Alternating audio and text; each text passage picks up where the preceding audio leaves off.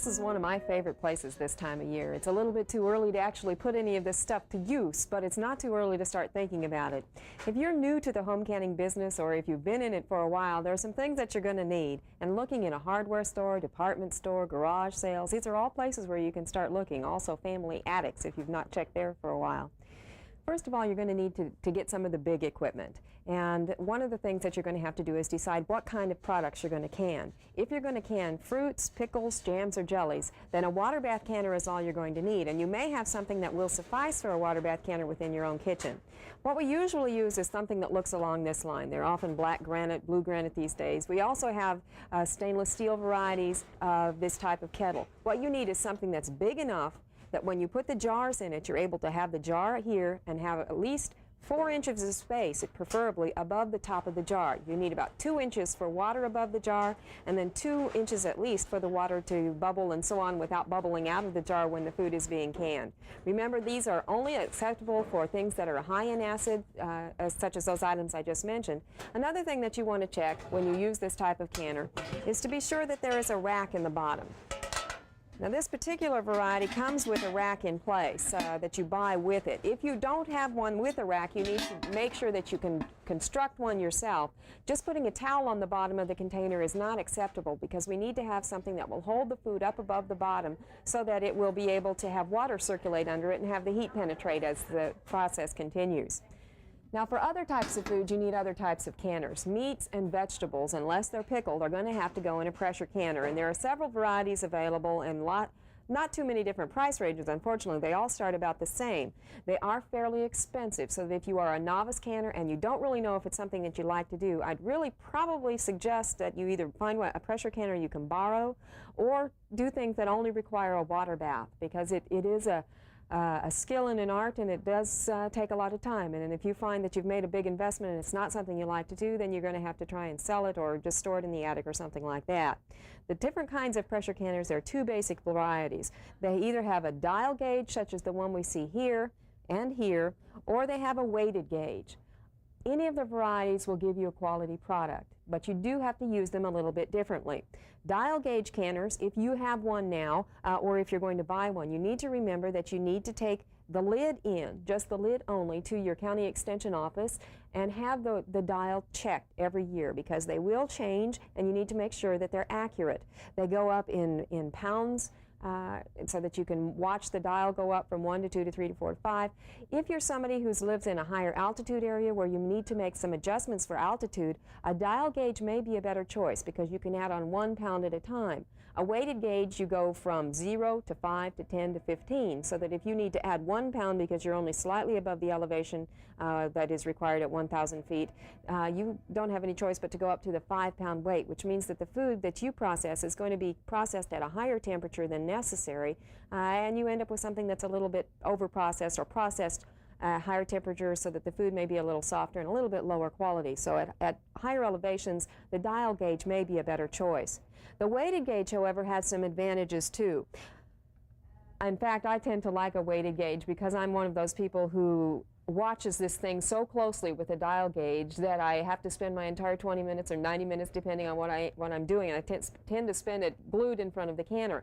The weighted gauge we judge by sound, so that rather than looking at the dial to see what pounds we're at, we listen for the jiggle. And if I can imitate the jiggle here,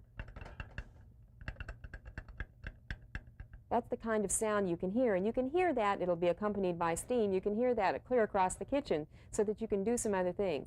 Now this is going to be going at the proper degree of temperature inside for the weight that you've put on it, no matter how fast the gauge is jiggling, so that if it's going real fast, it's going to be the same temperature as if it's going fairly slowly. Now that's important for us because if it stops altogether, or if the dial or the temperature on the dial gauge drops below where it needs to be, we have to come back, bring that product up to the proper temperature again, and go back to 0 time and start counting our time again, so that we end up having foods that's way over processed, but more importantly is safe to eat. So a weighted gauge works for me because I can work around the kitchen and still hear that jiggling. The problem with it jiggling real fast is if you don't have the proper amount of water in there, it can go dry on you very quickly. The difference between different types of canners, this particular one just sort of twists on and laps it down. This one you need to clamped down. All of them are safe to use. We have different types of closures on them. They all have sort of an escape valve on them, so there's very little risk that they're actually going to explode. One thing you need to remember, no matter which type of canner you get and plan to use, you do need to have the instruction manual. You need to read the instruction manual every year before you go ahead and try to use that thing.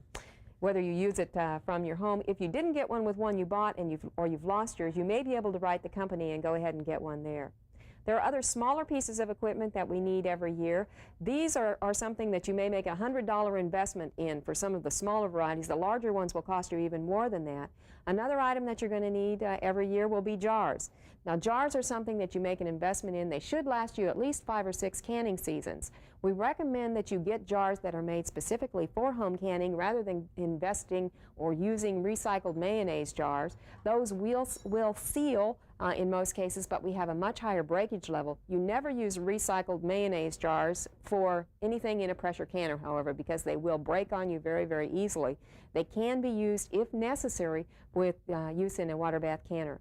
Try to avoid things like old pickle jars, old coffee jars, old peanut butter jars, because those we don't have any guarantee at all that the lids are going to come anywhere close to fitting.